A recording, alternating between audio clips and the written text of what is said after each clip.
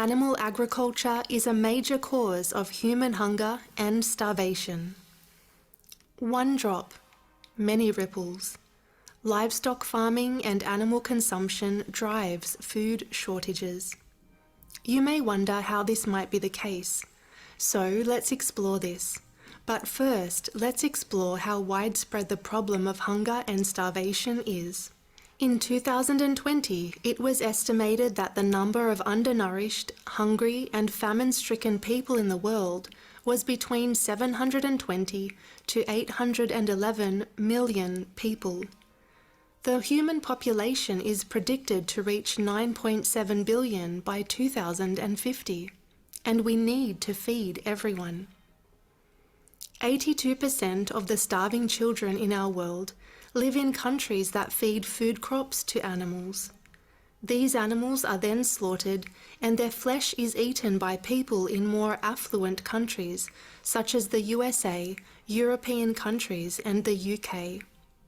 The situation in Ethiopia is dire, with 40% of people considered to be starving or hungry. Yet the country has 50 million cows, 50 million sheep, and 35 million chickens. Even while so many people go hungry, the animals are fed and given water. The country is also cutting down 24,000 acres of forest annually to make room for more livestock. A key to understanding why people go hungry is this: crops fed to livestock animals who are then slaughtered for meat feed drastically fewer people. While they are alive and bred in such huge numbers, livestock animals intensively use up resources, including land, water, and crops. If these crops were fed directly to humans, then we could feed everyone on Earth with a surplus. According to Dr. Richard Oppenlander, quote, "In 2011, there was a record harvest of grain globally, with over 2.5 billion tons, but half of that was fed to animals in the meat and dairy industries. 77% of all coarse grains, corn, oats, sorghum, barley, etc., and over 90% of all soy grown in the world was fed to livestock. So clearly, the difficulty is not how can we produce enough food to feed the hungry, but where all the food we produce globally is going." Many experts have stated that we could feed a much larger population of human beings if the majority of the world adopts a vegan diet. Researchers have stated, quote, "Our analysis finds no nutritional case for feeding human edible crops to animals, which reduces calorie and protein supplies." End quote. As this book was being written, it was reported that 41 million Americans are at risk of going hungry during the year, and America has openly stated that they are facing a food shortage. But by focusing on eating plant-based food, the USA could feed the entire American population, plus an additional 390 million more people. Researchers on this topic have declared, quote, "Due to the disparate resource requirements of plant and animal-based food items, replacing animal-based items with more resource-efficient plant alternatives will increase food availability by permitting reallocation of production resources from feed to human food." End quote. 77% of the world's habitable land is used for agriculture, and most of this is used to raise livestock. This has been calculated by including both pasture land and cropland that is required to raise livestock animals. Pasture land can also use enormous amounts of water when they are irrigated. The amount of land used for grazing livestock and cropland to feed livestock equals the size of North, Central, and South America combined. According to Our World in Data, the following is how many meters squared are required to produce 1,000 calories of the following products. Beef herd, 119.49 meters squared. Lamb and mutton, 116.66 meters squared. Cheese, 22.68 meters squared. Beef, dairy herd, 15.84 meters squared. Milk, 14.92 meters squared. Pig meat, 7.26 meters squared. Poultry meat, 6.61 meters squared. As opposed to the following plant crops: oatmeal, 2.9 meters squared. Peas, 2.16 meters squared. Nuts, 2.11 meters squared. Ground nuts, 1.57 meters squared. Wheat and rye, 1.44 meters squared. Tofu from soybeans, 1.3 meters squared. Potatoes, 1.2 meters squared. Rice, 0.76 meters squared. It's important to remember that many plant crops go to feeding livestock animals. This includes crops such as soy and cereals. The amount of land used for grazing livestock and cropland used to grow food to feed livestock equals the size of North, Central, and South America combined. Staggering amount of land. Let's now explore how much land we sacrifice to raise animals for food. The following is how many meters squared are needed to produce 100 grams of protein.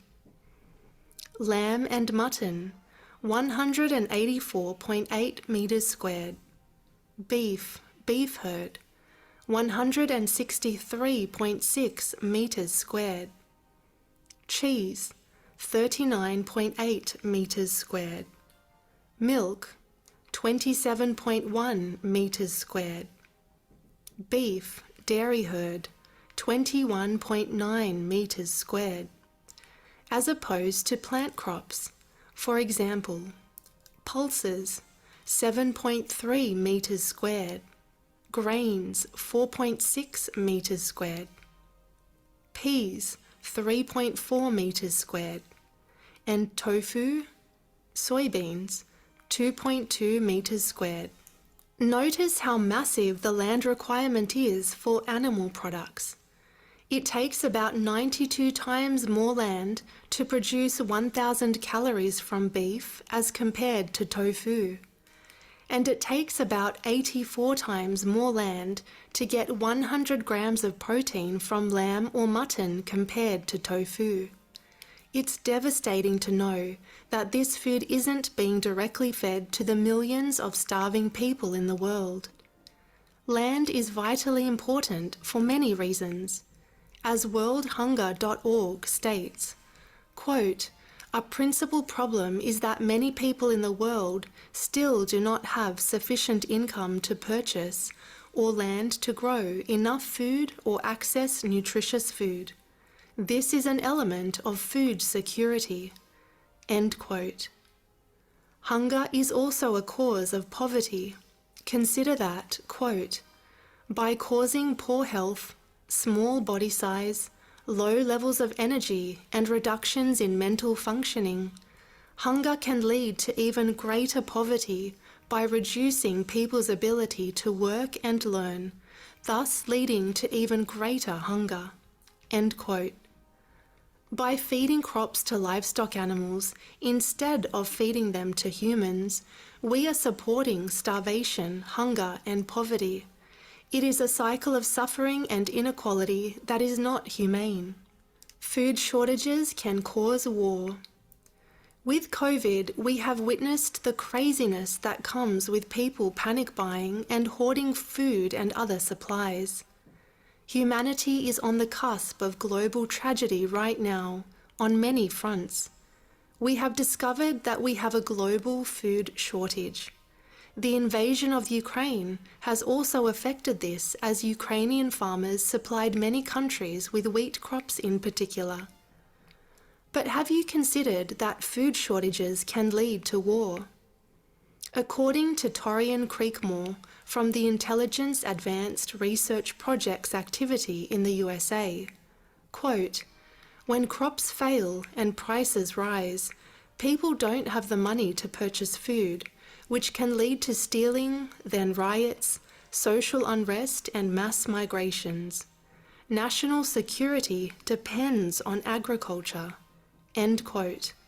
Dr. Will Tuttle, author of the book The World Peace Diet, has echoed these sentiments. He has written, quote, "The very first word for war, going back 10,000 years, is the ancient word gavya, meaning literally the desire for more cows.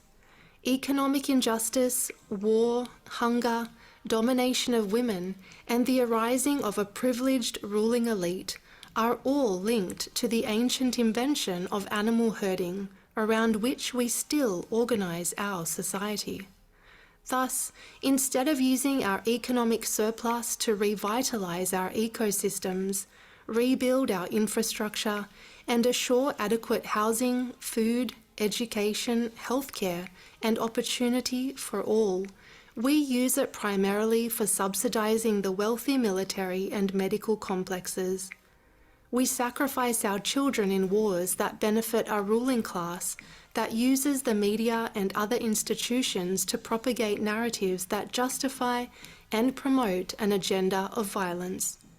Eating animal foods, we are fueling continued harm to our cultural health, as well as the ongoing exploitation of our children and of ourselves." End quote. If we take a step back for a moment and look at war from a spiritual perspective, we see that war is an external reflection of our inner disharmony and ignorance. Earth Saint Thich Nhat Hanh stated, quote, "We often think of peace as the absence of war, that if powerful countries would reduce their weapon arsenals, we could have peace. But if we look deeply into the weapons, we see our own minds, our own prejudices, fears, and ignorance. Even if we transport all the bombs to the moon, the roots of war and the roots of bombs are still there, in our hearts and minds, and sooner or later we will make new bombs. To work for peace is to uproot war from ourselves and from the hearts of men and women." End quote. A powerful way to uproot war from our hearts is to adopt the peaceful vegan diet and lifestyle. Going one step further, many of us believe in karma, or as you sow, so shall you reap, or that like attracts like. Based on this understanding, one might wonder if animal agriculture is in any way linked to war. Supreme Master Ching Hai has stated, quote, "The animal diet is a diet of violence.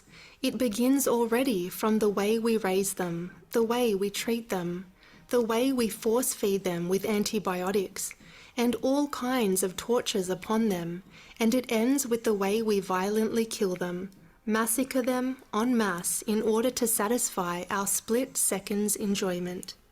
So we should stop being a part of this violent circle. This is a war with complete imprisonment, torture, executions with knives and guns and explosives even, extremely high financial and health cost for people as well, and destruction of all kinds, such as psychological damage and environmental devastation, and soon, maybe, the destruction of the whole planet. If we continue to generate non-peaceful energy, be it through war between humans or war on animals, we will not beget peace because like begets like." End quote. Excerpt from a conference entitled "From Crisis to Peace, the Whole Universe is Blessing Us" in Mexico City, 2011. When we reflect on all of this information, there is one weighty question left on our minds. As an online article so eloquently implores, quote, "A shift towards veganism gives us the opportunity to feed the world in a manner that is both efficient and sustainable, using the resources we already have. How can we waste food on fattening cows for slaughter when people are starving all over the globe?" End quote.